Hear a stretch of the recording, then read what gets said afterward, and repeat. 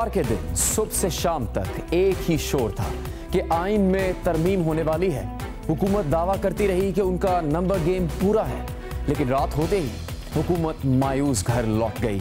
मौलाना जो हुकूमत की उम्मीदों का मरकज थे, उन्होंने हुकूमत का साथ देने से इनकार कर दिया।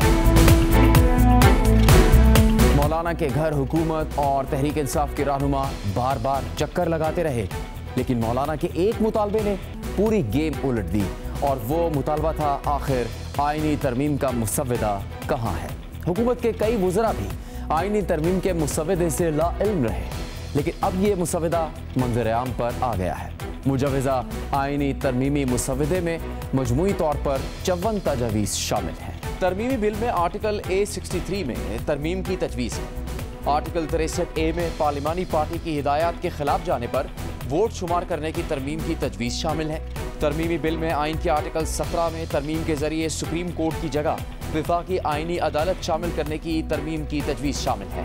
आइन के आर्टिकल 175A के तहत जजेस की तकर्रुरी के तरीक़ेकार में भी तरमीम करने की तजवीज़ है। विफाकी आइनी अदालत के चीफ जस्टिस की तकर्रुरी के लिए नाम कौमी असम्बली की कमेटी वज़ीर आज़म को सिफारिश करेगी। कौमी असम्बली की कमेटी 3 सीनियर तरीन जजेस में से चीफ जस्टिस का इंतखाब करेगी। विफाकी आइनी अदालत के पहले चीफ जस्टिस की तकर्रुरी सदर पाकिस्तान की तरफ से वज़ीर आज़म की तजवीज़ पर करने की तरमीम शामिल है। विफाकी आइनी अदालत के पहले जजेस की तकर्रुरी सदर मुमलिकत पहले चीफ जस्टिस की मशावरत से करेंगे। जजेस की तकर्रुरी के लिए कौमी असम्बली की कमेटी 8 मेंबरान पर मुश्तमिल होगी। कमेटी के मेंबरान का स्पीकर कौमी असम्बली तमाम पार्लिमानी पार्टी के तनासुब से इंतखाब करेंगे। कमेटी चीफ जस्टिस की रिटायरमेंट से 7 रोज पहले अपनी सिफारिशात वज़ीर आज़म को भेजेगी। विफाकी आइनी अदालत के जज की रिटायरमेंट की हद उम्र 68 साल होगी। सुप्रीम कोर्ट का जज विफाकी आइनी अदालत में 3 साल के लिए तैनात होगा।